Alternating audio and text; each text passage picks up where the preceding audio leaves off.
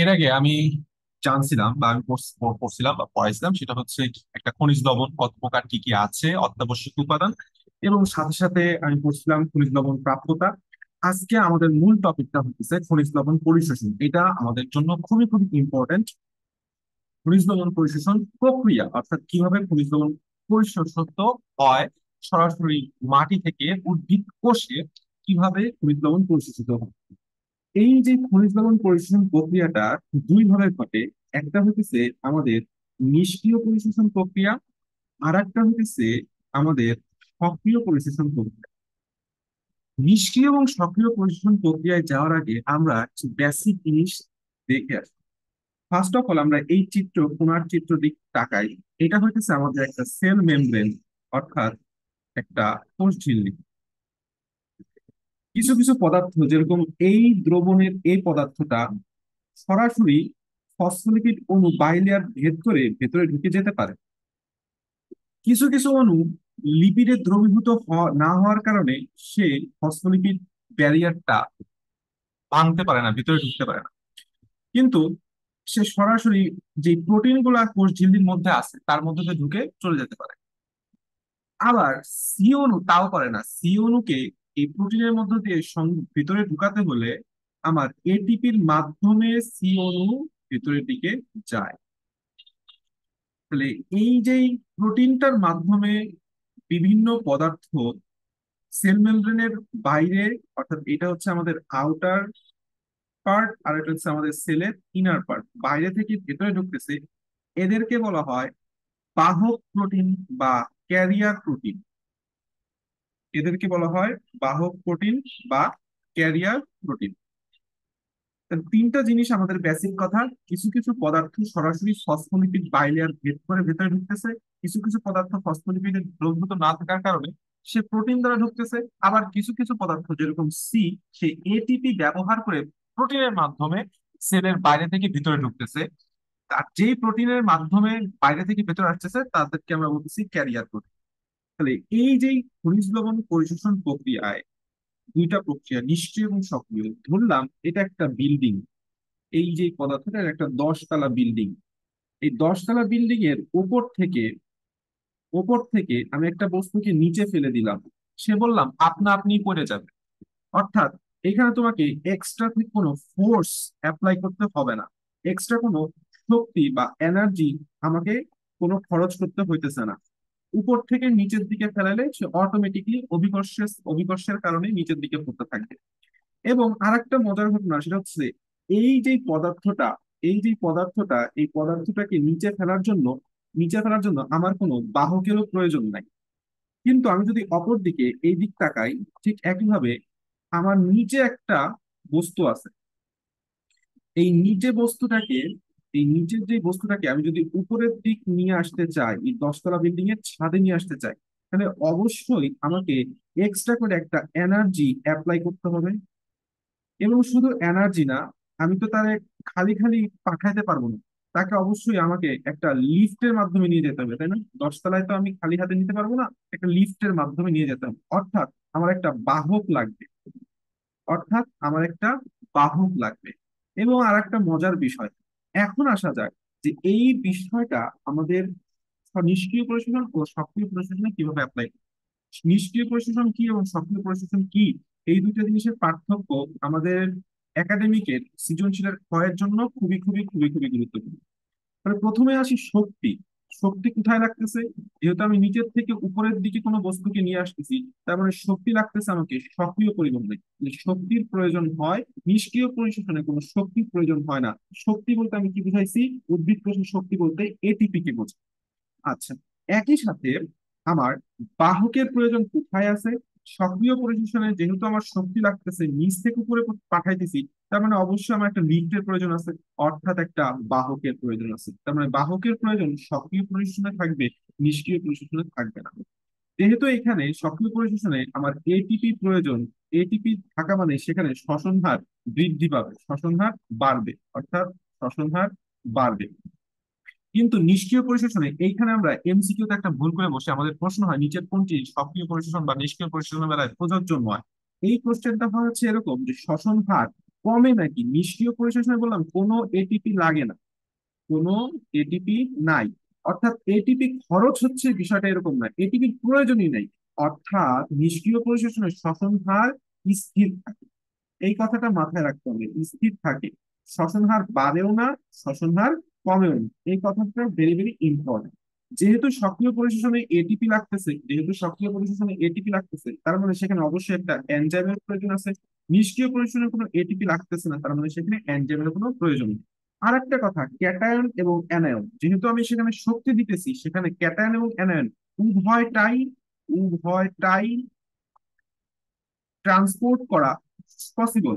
But নিষ্ক্রিয় পরিশোষণে যেহেতু আমি কোনো শক্তি দিচ্ছি না, যেহেতু কোনো এনজাইম কাজ করতেছে না, যেহেতু শ্বসনে স্থির থাকতেছে, যার কারণে ক্যাটায়ন এবং অ্যানায়নকে একসাথে বাহন করা বা ট্রান্সপোর্ট করা পসিবল না। এখন এই যে সক্রিয় পরিশোষণ আর নিষ্ক্রিয় পরিশোষণ, এই দুইটার কিছু মতবাদ আছে। যেরকম সক্রিয় পরিশোষণ, নিচের এখান থেকে একটা জোস এমসিকিউ হয়, এই উদাহরণ থেকে জোস জোস কিছু এমসিকিউ হয়। এই জিনিসটা মাথায় রাখতে হবে, নিচের কোনটি সক্রিয় পরিশোষণ নয়, নিচের কোনটি নিষ্ক্রিয় পরিশোষণের মতবাদ নয়, ভেরি ভেরি ইম্পর্টেন্ট। এটা মনে রাখার সুবিধার মানে মনে রাখার একটা টেকনিক হতেছে, সক্রিয় পরিশোষণে সবসময় কোনো বাহক বা ক্যারিয়ার বা পাম্প থাকবে। যেরকম প্রথমটা হইতেছে লুন্ডেগর মতবাদ। সক্রিয় পরিশোষণের প্রথম মতবাদ হচ্ছে লুন্ডেগরের লুন্ডেগরের মতবাদ। লুন্ডেগরের মতবাদের অপর নাম হচ্ছে সাইটোক্রোম সাইটোক্রোম পাম্প মতবাদ।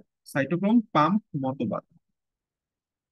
দেখি, এইটা বললাম মুখস্থ রাখার বিষয় না। সাইটোক্রোম শব্দের নিজেই হতেছে সাইটোক্রোম একটা বাহক, আমরা জানি সাইটোক্রোম একটা বাহক, সাথে আবার পাম্প শব্দটা আছে। অর্থাৎ শব্দ দেখলে আমি বুঝতে পারবো যে সেটা একটি সক্রিয় পরিশোষণের মতবাদ। 2 নাম্বার কি বলছে? লেসিথিন বাহক ধারণা। লেসিথিন বাহক ধারণা। তাহলে খেয়াল করি, লেসিথিন, আমরা নিজেই জানি লেসিথিন একটা বাহক, তার শব্দের সাথে সাথে বাহক আছে, তাহলে বাহক কোথায় লাগে? সক্রিয় পরিশোষণে লাগে। তার মানে এটাও সক্রিয় পরিশোষণ মতবাদ। এবং 3 নাম্বারটা হইতেছে প্রোটন এবং অ্যানায়ন। প্রোটন অ্যানায়ন কো ট্রান্সপোর্ট মতবাদ। কো ট্রান্সপোর্ট মতবাদ। ট্রান্সপোর্ট মতবাদ। তাহলে এইখানেও আমি দেখতে পাইতেছি যে এখানে প্রোটন আছে, অ্যানায়ন আছে, অর্থাৎ ক্যাটায়ন অ্যানায়ন দুইটাই পরিবাহিত হইতেছে। তাহলে আমরা জানি দুইটা পরিবাহিত হইলে সেটা অবশ্যই অবশ্যই সক্রিয় পরিশোষণের মতবাদই হবে। এইভাবে আমরা মুখস্থ না করেই শব্দ দেখলেই বুঝতে পারবো কোনটা সক্রিয় পরিশোষণের মতবাদ, কোনটা নিষ্ক্রিয় পরিশোষণ। নিষ্ক্রিয় পরিশোষণ কি হয়? যেখানে কোনো পাম্প বা যেখানে কোনো বাহক থাকবে না, অর্থাৎ ফার্স্ট অফ অল বলতে পারি ব্যাপন। ব্যাপনে কোনো বাহক বাহন লাগে না। 2 নাম্বার ব্যাপক প্রবাহ বা মাস ফ্লো। ব্যাপক প্রবাহ বা মাস ফ্লো। মাস ফ্লো মতবাদ। আচ্ছা, ভালো কথা। প্রথমটা জানলাম ব্যাপন মতবাদ, এরপরটা জানলাম মাস ফ্লো বা ব্যাপন ব্যাপক প্রবাহ মতবাদ। এরপরে আমরা জানি ডোনায়ন সাম্যাবস্থা।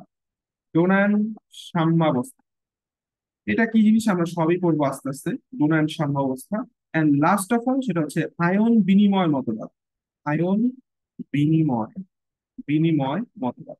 তাহলে এই যে 4টা উদাহরণ আমরা পড়লাম, এই 4টা উদাহরণ কোনো জায়গায় কোনো বাহক শব্দটা নাই।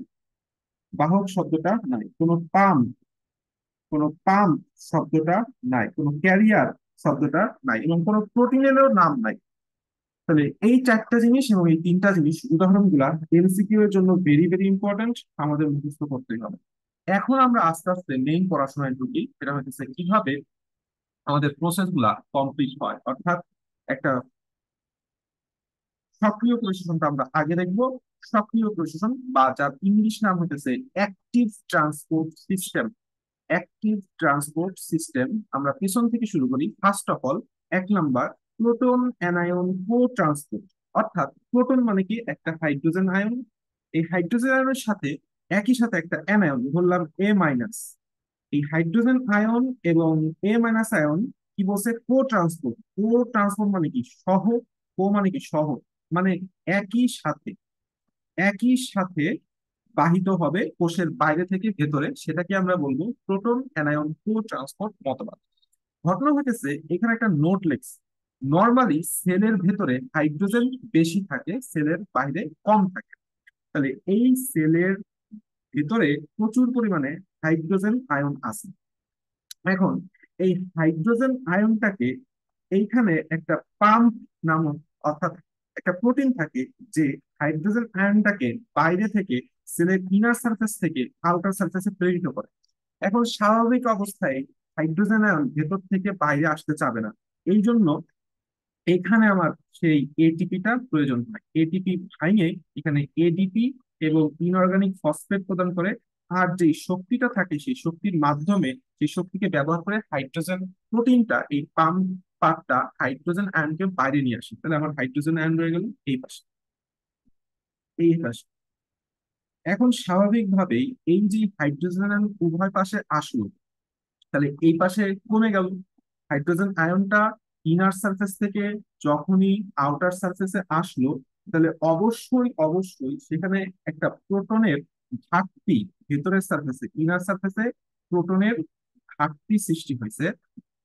এবং এবং বাইরের সারফেসে একটা হাইড্রোজেন আয়নের আধিক্য তৈরি হয়েছে।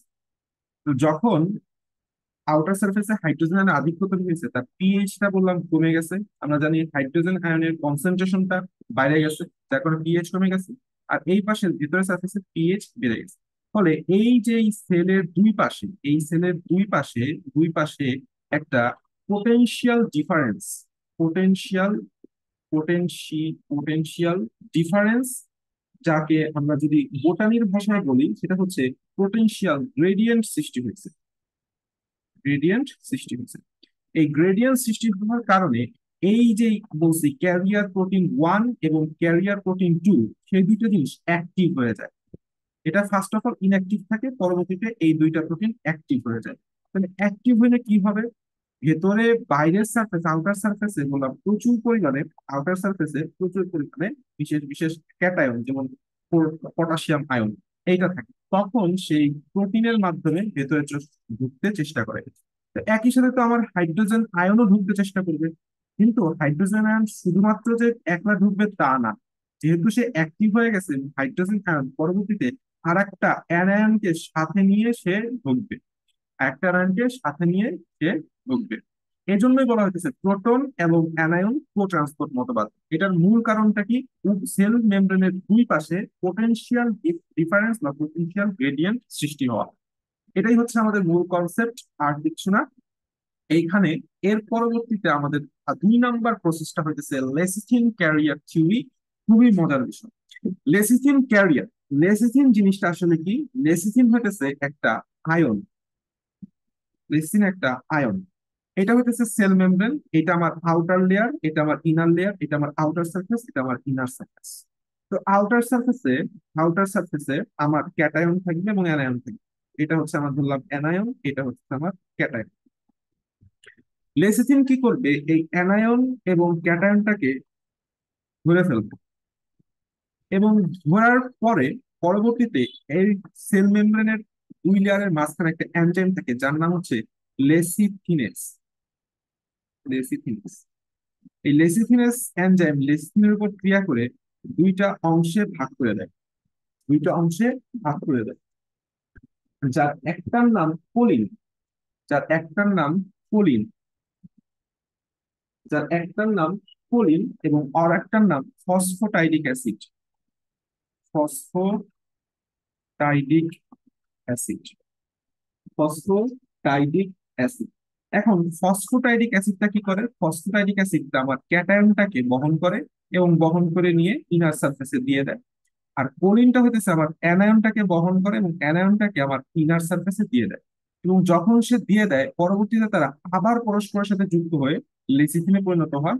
এবং এই দুইটা যুক্ত হয়ে লেসিথিনে পরিণত করতে হইলে এই জায়গাটায় আমার হচ্ছে এটিপির প্রয়োজন ঘটে। এটিপি এখানে ভেঙে এডিপি এবং ইনঅর্গানিক ফসফেট সংযুক্ত হয়, আর যে শক্তিটা নির্গত হয় সেই শক্তির মাধ্যমে আবার কোলিন আর ফসফোটাইডিক অ্যাসিড মিলিত হয়ে লেসিথিন তৈরি করে। এই জন্যই এই টোটাল থিওরিটা হইতেছে আমাদের লেসিথিন বাহকের উপর প্রতিষ্ঠিত, যার কারণে নাম দেওয়া হয়েছে লেসিথিন ক্যারিয়ার থিওরি। যার কারণে নাম দেওয়া হয়েছে লেসিথিন ক্যারিয়ার থিওরি।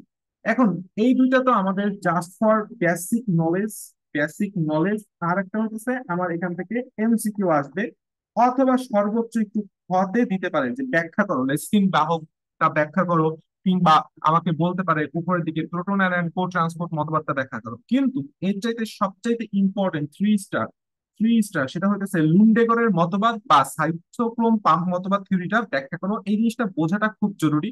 এটা একই সাথে আমার এমসিকিউ, এখান থেকে যেরকম এমসিকিউ আসবে, এখান থেকে একই সাথে বললাম সৃজনশীল প্রশ্ন আসবে, সৃজনশীল প্রশ্নটাও আসবে। তো আমি এইখানে যে দুইটা লেয়ার রাখছি, এটা হইতেছে আমার টোটাল সেল মেমব্রেন, এটা হইতেছে আমার টোটাল সেল মেমব্রেন। এই সেল মেমব্রেনের এটা হইতেছে আমার আউটার লেয়ার, আর এটা হইতেছে আমার ইনার লেয়ার।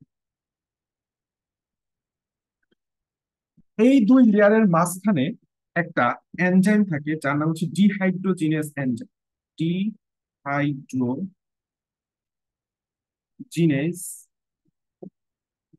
এনজাইম। ডিহাইড্রোজিনেস এনজাইমটা কি করবে, হাইড্রোজেনটাকে ভেঙে দিয়ে হাইড্রোজেন আয়ন এবং একটা ইলেকট্রন তৈরি করবে। ডিহাইড্রোজিনেসটা কি করবে, হাইড্রোজেনের উপর কাজ করে একটা হাইড্রোজেনটাকে ভেঙে একটা হাইড্রোজেন আয়ন তথা প্রোটন আর একটা ইলেকট্রন তৈরি করবে। তো এই যে টোটাল থিওরিটা, এই থিওরিটার নাম সাইটোক্রোম পাম্প কেন বলা হয়েছে? আমরা জানি সাইটোক্রোম এটা একটা হিম গ্রুপ বিশিষ্ট, অর্থাৎ লৌহ ঘটিত হিম গ্রুপ বিশিষ্ট একটা প্রোটিন। এটা তিনটা সাব ইউনিট থাকে। যদি ডান পাশ থেকে শুরু করি, সেটা হচ্ছে cytochrome baby for B, then হচ্ছে সাইটোক্রোম সি ফর চাইল্ড, আর সাইটোক্রোম এরপরে আমি বলছি অ্যাডাল্ট হইতেছি অর্থাৎ এ। সহজভাবে লিখতে হলে সাইটোক্রোম এ, তারপরে সি, তারপরে বি। এই তিনটা সাব ইউনিট, এই তিনটাই বললাম প্রোটিন, সাব ইউনিট মিলে একটা সাইটোক্রোম প্রোটিন তৈরি করে, যেটা আমাদের সেল মেমব্রেনের উভয় পাশ, আউটার লেয়ার থেকে ইনার লেয়ার অর্থাৎ সেলের বাইরের সারফেস, আউটার সারফেস থেকে ভেতরের সারফেসে বিভিন্ন অণু পরিবহনে কাজ করে। এখন দেখা যাক কিভাবে কাজ করে, এটাই হচ্ছে বিষয়। যে এই যে ইলেকট্রনটা আমার তৈরি হইলো ডিহাইড্রোজেনাস বিক্রিয়ার ফলে, এই সাইটোক্রোম এর আমি বলছি আয়রন বিশিষ্ট, অর্থাৎ এই পাশে আয়রনের 3+ আয়ন, ফেরিক আয়ন থাকে। এই ফেরিক আয়ন আয়রন 3+ কে গ্রহণ করে, সরি, এই ফেরিক আয়ন একটি ইলেকট্রন গ্রহণ করে Fe2+ এ পরিণত হয়, Fe2+ এ পরিণত হয়। এরপরে আসলে আমার কাজটা কি, আমার কাজ হইতেছে এইখানে একটা অ্যানায়ন আছে, এই অ্যানায়নটাকে ভেতরের দিকে ঢুকানো, তাই না? তার মানে ইলেকট্রন মাথায় রাখতে হবে, ইলেকট্রন যেদিকে ফ্লো করবে তার বিপরীত দিকে অ্যানায়নটা ফ্লো করবে, বা অ্যানায়ন যেদিকে ফ্লো করবে তার বিপরীত দিকে ইলেকট্রন ফ্লো করবে। তো স্বাভাবিকভাবেই এই Fe চাবে তার বিপরীত পাশের আয়রনকে ইলেকট্রনটা দিয়ে দেওয়া। ইলেকট্রন দিয়ে দিলে কে ইলেকট্রন গ্রহণ করবে, সবসময় মাথায় রাখতে হবে ইলেকট্রন গ্রহণ করবে কেবলমাত্র Fe3+টা প্রথমে। তাহলে যে ইলেকট্রন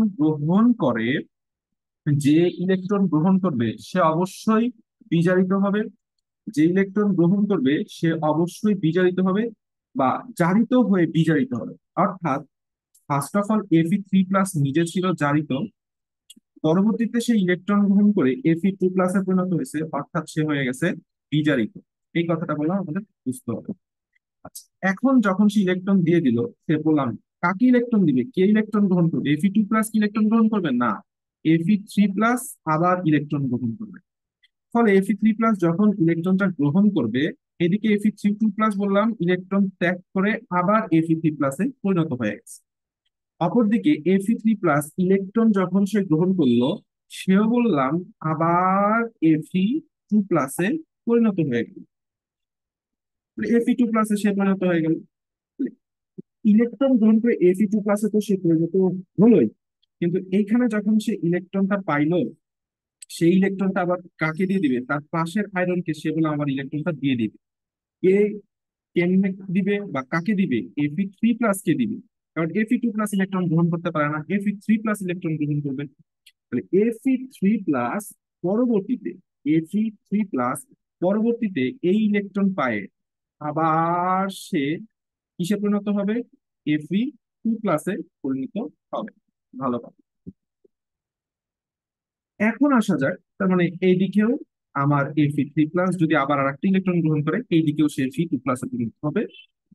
আর Fe2+ পরবর্তীতে এইখানে বললাম ইলেকট্রনটা তাহলে আলটিমেটলি আছে, সে কি করবে? Fe2+ কি করবে? আবার যাবে, ইলেকট্রনটাকে সে ত্যাগ করে দিয়ে Fe3+ এ পরিণত হবে। এই ইলেকট্রনটা তাহলে আলটিমেটলি যাইতেছে কোথায়? আলটিমেটলি যাইতেছে এই পাশে চলে আসতেছে, ইলেকট্রনটা এই দিকে চলে আসছে। এইখানে একটা ইলেকট্রন, আর এই যে আমার প্রোটনটা তৈরি হয়েছিল, এই পাশে প্রোটনটা তৈরি হয়েছিল, আর বাইরের থেকে আমার আসবে হচ্ছে অক্সিজেন। এই অক্সিজেন প্রোটন ইলেকট্রন মিলে তৈরি করতেছে আমার বললাম পানি, তৈরি করতেছে আমার পানি। যদি একটু সমতা করে লিখতে যাই, যদি একটু সমতা করে লিখতে চাই, তাহলে আমার লাগতেছে হইতেছে হাফ মোল অক্সিজেনের সাথে তৈরি হইতেছে হাফ মোল পানি। এইখানে বললাম আমার পানিটা তৈরি হয়ে গেল, ইলেকট্রনটা এই পাশে চলে আসলো। তাহলে অ্যানায়ন কিভাবে পারিত হবে?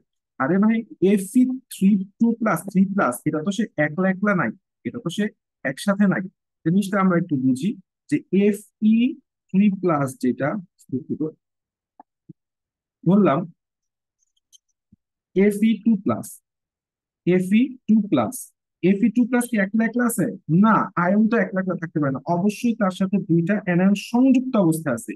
এ যখন ইলেকট্রনটা ত্যাগ করবে, সে কিসে পরিণত হবে? Fe3+ এ পরিণত হবে, Fe3+ এ পরিণত হবে। কিন্তু তার সাথে তো অ্যানায়ন আছে দুইটা, তার মানে তার একটা অ্যানায়নের প্রতি আকর্ষণ সৃষ্টি হবে।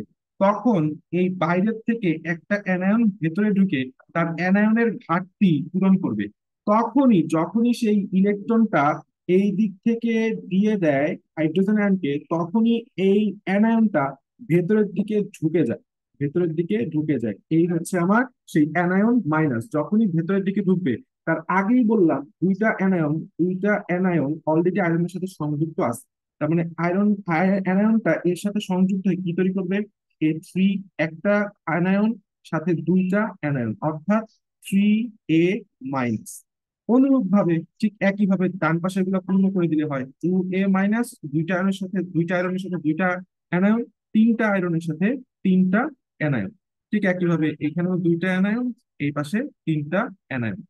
যখন সে এইখান থেকে দুইটা অ্যানায়ন তৈরি করবে, এখান থেকে একটা অ্যানায়ন অটোমেটিকলি মুভ হয়ে যাবে অ্যানায়ন মাইনাস, এবং মুভটার মাধ্যমে সে সেলের ভেতরের দিকে ঢুকে যাইতেছে। এইভাবে সাইটোক্রোম পাম্প মতবাদের মাধ্যমে অ্যানায়ন পরিবাহিত হয়। কিন্তু যদি এইখানে কোনো ক্যাটায়ন থাকে, এইখানে যদি কোনো ধরনের ক্যাটায়ন থাকে, সে কিভাবে পরিবাহিত হবে? সে বললাম সরাসরি নিষ্ক্রিয় ভাবে পরিবাহিত হয়ে আস্তে আস্তে আস্তে আস্তে আস্তে আস্তে আস্তে আস্তে সেল মেমব্রেন পার হয়ে ভিতরের দিকে ঢুকে যায়। কেন?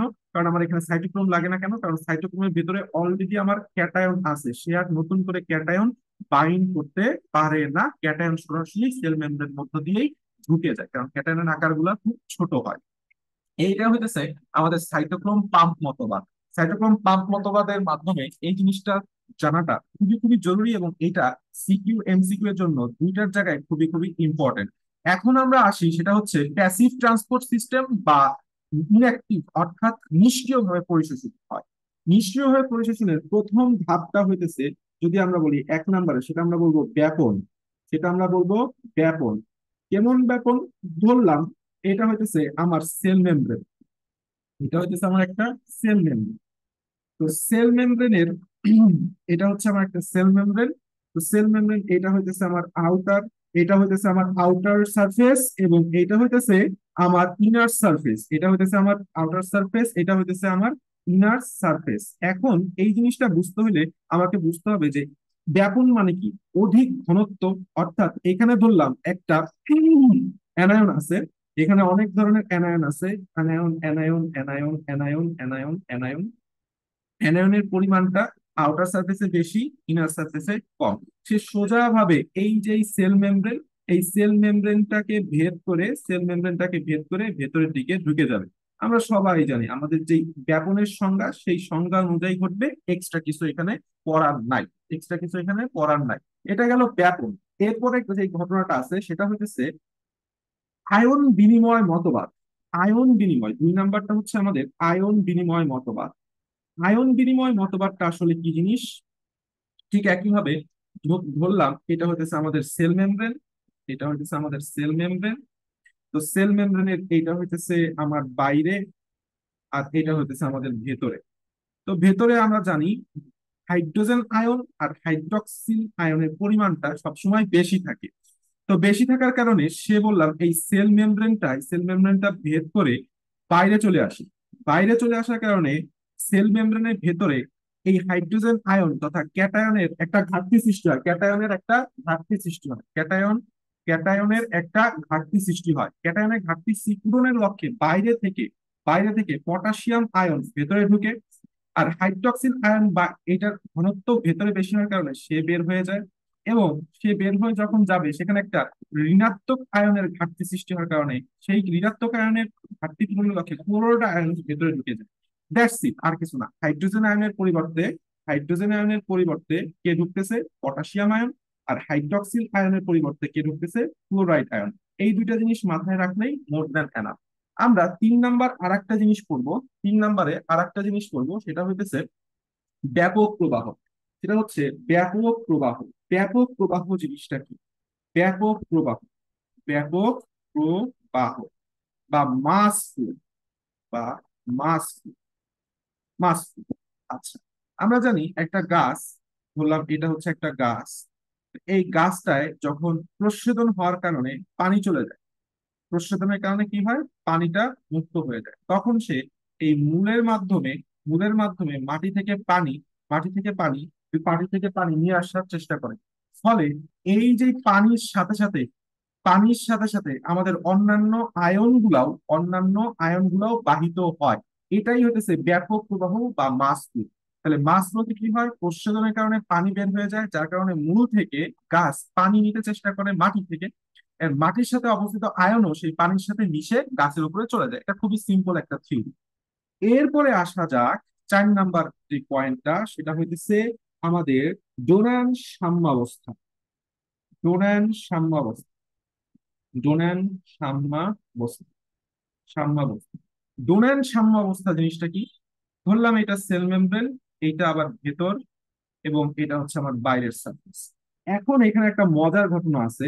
মজার ঘটনাটা হইতেছে এই ভেতরে কিছু অব্যাপনযোগ্য অব্যাপনযোগ্য অব্যাপনযোগ্য ঋণাত্মক আয়ন বা অ্যানায়ন থাকে। ঋণাত্মক আয়ন বা অ্যানায়ন থাকে। যেরকম আমাদের প্রোটিন গুলা বললাম ভেতরের দিকে ঋণাত্মক আয়ন হিসেবে থাকে। ঋণাত্মক আয়ন হিসেবে থাকার কারণে এখানে প্রচুর পরিমাণে ইলেকট্রোনেগেটিভিটি সৃষ্টি হয়, যেটাকে সাম্যাবস্থায় আনার জন্য সেলের ভেতরে ইলেকট্রোনেগেটিভিটিটা বাইরে যাওয়ার কারণে সেটাকে সাম্যাবস্থায় আনার জন্য বাইরে থেকে ক্যাটায়ন বাইরে থেকে বিভিন্ন ক্যাটায়ন ভেতরে প্রবেশ করে সাম্য অবস্থা তৈরি করে। এই জন্যই নাম আবিষ্কার করছেন ডোনান। আর যেহেতু সাম্য অবস্থা তৈরি করছে, দুইটা মিলায় নাম হয়ে গেছে ডোনান সাম্যাবস্থা। এটা হচ্ছে আমাদের ইটস অল অ্যাবাউট খনিজ লবণ পরিবহন। আমরা সরাসরি চলে যাই আসলে বইয়ের ভেতরে কি কি চাইছে। খনিজ লবণ পরিশোষণ প্রক্রিয়ার মধ্যে আমাদের কি কি করতে হবে? ফার্স্টের দিকে কিছু কথা বলছে, এই টোটাল জিনিসটা একটু রিডিং না দিলেই না, রিডিংটা সুন্দর করে দিয়ে সক্রিয় পরিশোষণটা সুন্দর করে রিডিং করতে হবে। এখানে কিছু লাইন আছে, যেমন ঘনত্বের আণুটির বিপরীতে সক্রিয় পরিশোষণ কোথায় হবে? ঘনত্বের আয়নের বিপরীতে এই শোষণ ঘটে বলে একে বিপাক শক্তির প্রয়োজন পড়ে। দ্বিতীয় নম্বর কথা, বিপাক শক্তির কারণে শ্বসন হার বৃদ্ধি পায়, এবং এই জন্যই বললাম একে সক্রিয় পরিশোষণ বলা হইতেছে। এবং এইখানে আর একটা কথা হইতেছে, যে নামগুলা সক্রিয় পরিশোষণ পাম্প মতবাদ, প্রোটন অ্যানায়ন কো ট্রান্সপোর্ট মতবাদ, লেস্কিন বাহক মতবাদ। এবং প্রত্যেকটা মতবাদে একটা আয়ন বাহক লাগে, এই জন্য এটাকে বলা হয় আয়ন বাহক ধারণার উপর প্রতিষ্ঠিত। এইখান থেকে এমসিকিউ এর জন্য কি কি লাগবে? লুমডেগরের মতবাদের অপর নাম কি? সাইটোক্রোম পাম্প মতবাদ। আচ্ছা, সাইটোক্রোম পাম্প মতবাদের কারণে কি হয়? ভেতরের তলে ডিহাইড্রোজিনেস এনজাইম বিক্রিয়ার ফলে সেখানে প্রোটন ইলেকট্রন তৈরি হয়। ইলেকট্রনটা ফার্স্ট গ্রহণ করবে কে? আয়রন 3+। এই কথাটা মাথায় রাখতে হবে। আয়রন 3+। আয়রন 3+, এই জিনিসটা মাথায় রাখতে হবে। আর ভেতরের দিকে সেরকম কোনো কথা নাই। টোটাল জিনিসটা আমাদের সুন্দর মতো একটু বুঝে রিডিং করতে হবে, তাহলে মোটামুটি করা যাবে। প্রোটন অ্যানায়ন ট্রান্সপোর্ট থেকে জাস্ট এটা মাথায় রাখবো, আর কিছু না। সেটা হইতেছে এখানে এই প্রোটনের বিনিময়ে আমার আর একটা ক্যাটায়ন বা প্রোটনের সাথে আর একটা অ্যানায়ন বাহিত হবে। এই জিনিসটুকু মাথায় রাখলেই হবে, আর কিছু নাই। জাস্ট সুন্দর মতো এখন এটার কারণটা কি, এটার কজটা কি, এটার কজটা চাবি যে প্রোটন অ্যানায়ন কো ট্রান্সপোর্ট মতবাদে কোনটির কারণে একটা অ্যানায়ন বা ক্যাটায়ন বাহিত হয়, এইখানে সেই কথাটা বলছে। প্রোটন পাম্পের কারণে কোষের বাইরে থেকে ভেতরে পিএইচ গ্রেডিয়েন্ট বা পোটেনশিয়াল গ্রেডিয়েন্ট, বা যেটাকে বলতেছি ইলেকট্রোকেমিক্যাল পোটেনশিয়াল গ্রেডিয়েন্ট বা প্রোটন মোটিভ ফোর্স, একই কথা। এটা হইতেছে এই মতবাদের ভিত্তি বা কারণ। দ্যাটস ওয়াই, আর কিছু না। এইখানে যে মডেলটা দেওয়া হয়েছে, মডেলটা প্রস্তাব করা হয়েছে, সেই মডেলটার একটা নাম আছে কেমি অসমোটিক মডেল। কেমি অসমোটিক মডেল, এই জিনিসটা বুঝলেই হবে, মুখস্থ রাখতে হবে। লেসিথিন বাহক ধারণা, এখানে লাগবে লেসিথিন বাহক ধারণা কে প্রদান করেন? এক নাম্বার বেনিট ক্লার্ক। লেসিথিন এক প্রকার কি ফসফোলিপিড হিসেবে কাজ করে, আয়ন বাহক হিসেবে কাজ করে। আর কিছু লাগবে না। নিষ্ক্রিয় পরিশোষণ জাস্ট ফর নামগুলো লাগবে। ব্যাপন মতবাদ, এখন এই ব্যাপন আবার তিন প্রকার, দুই প্রকার আছে। একটা হচ্ছে সিম্পল, সিম্পল ডিফিউশন, ডিফিউশন। আর একটা হইতেছে ফ্যাসিলিটেটেড ডিফিউশন। সিম্পল ডিফিউশনটা কি? এটা হচ্ছে কোষ ঝিল্লি এর মধ্য দিয়ে, এর মধ্য দিয়ে ফসফোলিপিড অণুর মধ্য দিয়ে যদি কোনো পদার্থ বাইরে থেকে ভেতরে আসে, সেটা হচ্ছে সিম্পল ডিফিউশন। আর ধরলাম এটা কোষ ঝিল্লি আর এটা হচ্ছে প্রোটিন। এখন কোন কোন কণা এই প্রোটিনের মাধ্যমে যদি বাহিত হয়, অর্থাৎ একটা বাহকের প্রয়োজন হয় বা প্রোটিন বাহকের প্রয়োজন হয়, সেটা হচ্ছে ফ্যাসিলিটেটিভ ডিফিউশন। এই জিনিসটা মাথায় রাখলেই হবে। এরপরে আসা যাক, এখানে কিছু কথা দিছে, চিত্র দিছে, সুন্দর করে বুঝতে হবে। আয়ন বিনিময় মতবাদ, কোন আয়নের বিপরীতে কোনটা? হাইড্রোজেন আয়নের বিপরীতে পটাশিয়াম, হাইড্রোক্সিল আয়নের বিপরীতে ক্লোরাইড আয়ন ঢুকে, এই জিনিসটা আমাদের মাথায় রাখতে হবে। ডোনান্ট সাম্য অবস্থা সুন্দর মতো করে একটু রিডিং করলেই মোর দেন এনাফ। এবং এখানে আর একটা কথা আছে, সেটা হচ্ছে ব্যাপক প্রবাহ, লাস্ট অফ। ব্যাপক প্রবাহ কেন হয়? প্রচ্ছেদন টানে যখন ব্যাপক হারে পানি পরিশোষিত হয়, তখন পানির সাথে সাথে খনিজ লবণ আয়নও পরিশোষিত হয়। একে কোন মতবাদ বলে? ব্যাপক প্রবাহ মতবাদ বলে। সরাসরি এখান থেকে মেডিকেল এমসিকিউ টাইপ প্রশ্ন আসবে।